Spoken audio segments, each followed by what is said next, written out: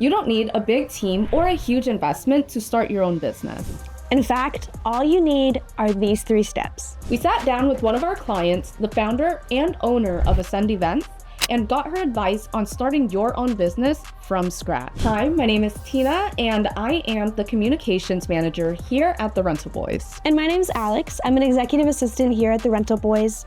And today we're gonna give you 3 steps on how to become your own boss and change your life. Now, the first lesson that we have for you today is to use your own resources. Whether you're using friends, families, or lessons that you've learned from the past from your 9 to 5, making sure that you apply everything you know to your business is a key advantage in making sure that your business is successful. You know, I know that Eddie was telling me the other day too, how he had started at a dealership actually. So yes, Eddie actually used to be a sales representative at Ford Motor Company. And he really does apply everything that he learned there to the business in terms of how our sales strategy is. He did build our sales team, and there are some important lessons that he taught them, like making sure that you're always reaching back as soon as possible so that you give your clients as little time as possible to look at your competition and to make sure that they close on their decision almost immediately. Yeah, which I think is amazing too, just to take anything you've learned. You may not think cars and event rentals would match up, but he did. You can really take any lesson, and that's something I really got from Lindsay when she was talking about kind of coming from her corporate job into, wait a minute, I could take the strategies and things I'm using in these meetings and start my own event rental business. So I thought that that was really interesting. Yeah, so let's roll this clip from Lindsay to see how she started in her own business. I'm Lindsay Duque. I live in Houston, Texas right now, and I own Ascend Events, which is an event rental business, and we've been in business, it will be a year in May. Could you tell me how you first got into the rental industry or why? So actually my daughter's first birthday, whenever I had to get a bunch of rentals for her birthday, I realized how expensive they were. And I kind of was just thinking like, man, this is not too bad of like a business model, you know, like we can buy these things and then continue to rent them out and really make like good money off of it. And then I just thought about it for a while, because at that point I was still in corporate. So I was in like a manager position for like a larger company. And at the end of the day, I was kind of sitting there thinking like, you know, I'm running these teams for these companies. I'm running these organizations. There's no reason why I can't take these same ideas and things that I do there and do it in my own business and make a lot more money than what I was making with like my paycheck. And, you know, a lot of things happen. Becoming a mom changes your perspective on things. And I had like a back injury. And so a lot of things all kind of accumulated at the same time. And I was like, I'm just going to leave my corporate job and I'm just going to go and try this business. Could you tell me what was the biggest challenge you had to face whenever you were starting your business? Honestly, I feel a little lucky that we found, you know, you guys, whenever we started this business, because the checklist helped a lot. There were a lot of things that I'm very particular about how I do things. I like to be very efficient. So I wanted to know, I had so many questions, and I know that Xavier and Eddie and Tina were probably like, this woman will not leave me alone.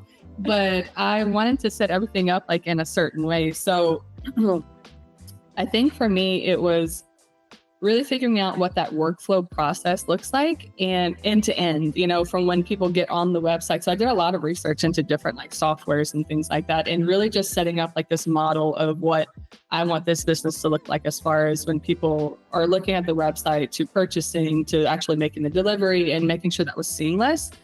So that was like probably the hardest part. Now, if you would like the ultimate checklist to help you build your own rental business like Lindsay did with hers, please click the link below for a copy of our free ultimate checklist written by both Eddie and Xavier. She also walked us through how that back injury is still affecting her to this day.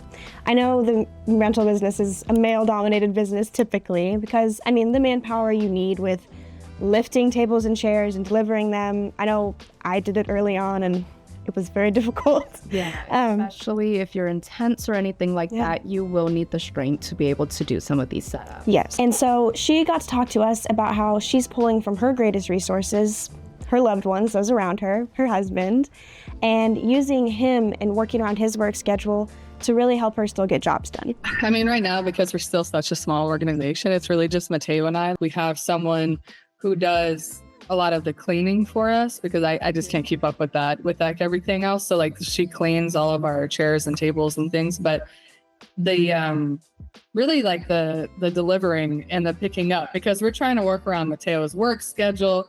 I have a back injury. I mean, my injury is definitely getting better, but it's not at the point where I can just go out there and set up a tent or deliver these tables and chairs by myself. It would take me forever. So I definitely still rely on Mateo a lot for that. You know, we don't have like a trailer yet. So it's like we might rent a trailer. So it's just trying to figure out, like, for those busy weekends that we had in December, how are we going to make this happen? It's like a lot of discussions with Mateo and I. Okay, this is the schedule. This is what time you're going to get off of work. This is what time you can be there. Like, that has been the biggest struggle. So I'm like so excited to get to the point where we have at least like a trailer. Maybe we have like a little storage unit and we can actually like run it like that, because right now, like, our storage unit is still like out of our garage. But people don't know that. I mean, I call it a warehouse. Now, even though Lindsay was limited by her back injury, she still used her knowledge and her strengths to build her own photo booths and cut the cost of her inventory items. So, you know, I had done some research on photo booths, and I know that you can charge like a good amount, like per session, because ours are self-operated. So they can either have me go and like run it or someone else run it for them, or they can self-operate it. But along with like the photo booth, you know, the whole package with the props, and then if they get like the backdrop and everything else, like that alone sometimes can be like a $600 to like $1,000 event, just like with the photo booth by itself. So I built the photo booth myself. So like we actually built the boxes, and I pieced together all the electronics and the software. So it was a lot cheaper than going and buying like some fancy photo booths. So like I think that one photo booth alone to build cost me like $700, and I make that back in one rental. So that alone was like a driving factor for me, as well as I just have always loved that side of like parties and events. Like, I think that it's such a fun addition, and I wanted to make it more affordable for people to use photo booths, even if it's like at a house party or something like that. And honestly, we've had a lot of people do that. They're like, oh, the pricing like isn't that bad. Let me just get it for my housewarming party. We just had one like this past weekend, and with like the DSLR camera, the photos come out amazing and everybody's always happy with it. So for me, it was just like one of those, it makes sense financially and it's fun. I like her talking about that because I just think it's so important for people to know that whatever your strengths are, whatever resources you have, whatever your skill set, you can contribute that and you can use that to your advantage and use that for your own business. Now, in this article by Economy Tent International, they interviewed multiple women within the tent industry, and this is what business owner Liz had to say. Remember, just because you're in the tent industry doesn't necessarily mean your position is on the front lines raising tents in the air. Your position as leader goes beyond that. You must understand what it takes for your crews to work the front lines, but your value in leadership is what you bring to the entire team. Lesson number 2 is to have a deeper why. What are your motivations and how are they pushing you to continue your business and not to give up? What's your motivation behind starting your business? Is it that you want more money? Is it that you want to be your own boss and make your own hours? Or maybe you have a personal reason behind it. Whatever it is, just make sure that it is a powerful one, because when the road gets tough or when things get hard, you're going to need that to push you through. Remember that your motivations are going to anchor you down and continue to push you to better your business. We got to talk to Lindsay about what was her motivation behind starting her own business. For me, it was a lot about like time freedom with my daughter, financial freedom, obviously not in the first year, but eventually I have like the bigger picture goal. So those are my main driving factors. And also just wanting to be my own boss and make my own decisions. I got a little bit tired in the corporate environment of having to listen to people tell me what to do when I knew that my idea was better. So, and surprisingly, I mean, with your help with the Google ads and with the software, we have had rentals on pretty much every weekend since we started, which surprised me. You know, honestly, I did not expect that. So it was slower in the beginning, but we still were making, you know, money regardless. But I think it was more towards the like October, November, December is when I really saw the potential that this business has. And if you really get into the right industries, maybe with different like corporate events or different conventions and things like that, that it could be like a big business, that it could be something that I could actually support my family with. And I think that really pushed me into this year with like a lot more drive than I had before, because I was like, okay, I know what my goal is. I know what I'm going to try to reach. And it definitely has its own stresses, right? It definitely has its own things that you have to worry about, especially in the first couple of years with like the financial stress and things like this. But overall, I'm determined to make that happen. So no matter the motivation, having a strong motivator could help you push through any moments. And for Eddie and Xavier, in their 5 years that they've been in business, there were so many ups and downs, right? I mean, first it's the rental business. Now we have our software business as well, Rentler Pro. And, there was a lot of change and a lot of things that had to happen for it to grow to this point. And I know no matter how low the lows are, at the end of the day, they were doing this for their family. They wanted something to be able to leave for their children whenever they're gone. They wanted basically generational wealth for their own names. And so that was a really strong motivator for them. And that might be the motivator for many of you guys as well. So remember that whatever it is, just make sure you have that motivation to keep going, or else your business could fail whenever you're at your lowest point, because there's nothing there to keep you driven. Now, the third lesson, and possibly the most controversial one, is fake it till you make it. So I do have an article by Humane Marketing where they discussed the benefits and the realities of taking the advice, fake it till you make it. And they spoke about how it really increases your success as well as build up your confidence. And in there, they quoted, "By adopting a confident mindset and behaving as if we have already achieved success, we act despite our fears, and this psychological shift can boost our motivation, focus, and productivity, which again can lead to successful outcomes." If you let fears manifest, they're only going to stop you and get in your way. I mean, I know growing up, something my dad used to tell me all the time was, if you act like you know what you're doing, everyone around you is going to think you know what you're doing. So I know that oftentimes, even if you don't feel confident deep down, just telling yourself, you can do this, you know what you're doing, you can run this business, it's almost enough to trick your mind into actually believing in yourself.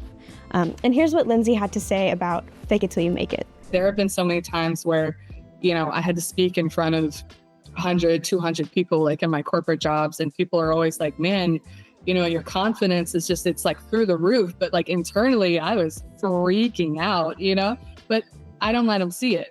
And so I feel like that's like the biggest difference, is I just get up there and be yourself and believe in yourself, and it's all going to work out. But you have to believe in yourself first and not let anyone tell you, that you can't or you shouldn't, or that's not, what people normally do, or, hey, you have a 4-year degree and you have all this experience in corporate. Why are you quitting to start a company? Now, whenever I say manifest what you want, here's what I mean. And I tell the girls in the office this all the time, which is that how you portray yourself and how you're perceived by others is how you're going to be treated by others. And it's true for business as well. Whenever you act like you're a small company, you act like maybe you're the only man behind the company, clients can do things like trample over you, maybe ask for discounts, or do these things that they would never ask of a larger corporate or even chain company. So whenever you're faking it till you make it, really what you're doing is you're setting a boundary for respect, so that whenever others look at your business, they perceive you as higher value and don't try to devalue you by doing some actions that maybe wouldn't be acceptable in your own business. I even loved what you said too about don't let your fears manifest. Yeah, so what I mean by that is you must be confident in yourself, and that's what faking it till you make it means, right? Whenever you feel insecure, or you feel like maybe your business isn't good enough, maybe you feel like what you're doing isn't enough, really your fears can be seen by others. And whenever that happens, you're no longer the people that they go to solve their problems, right?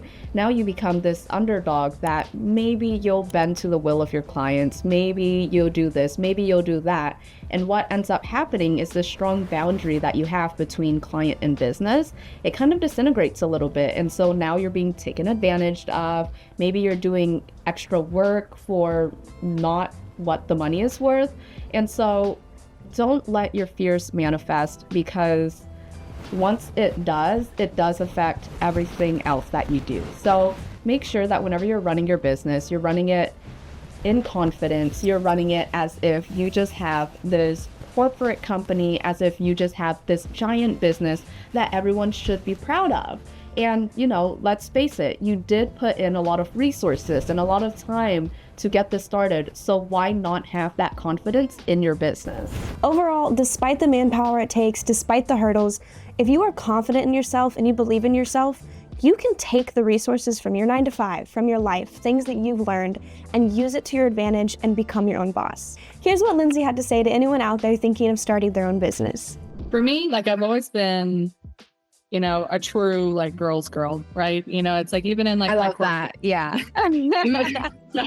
Even in my corporate like jobs, I was always big into doing like mentorships and helping like girls that just got started, and really trying to build their confidence so that they felt like, you know, even though they feel small when they first start, they know that they have a bigger impact than they even know that they do.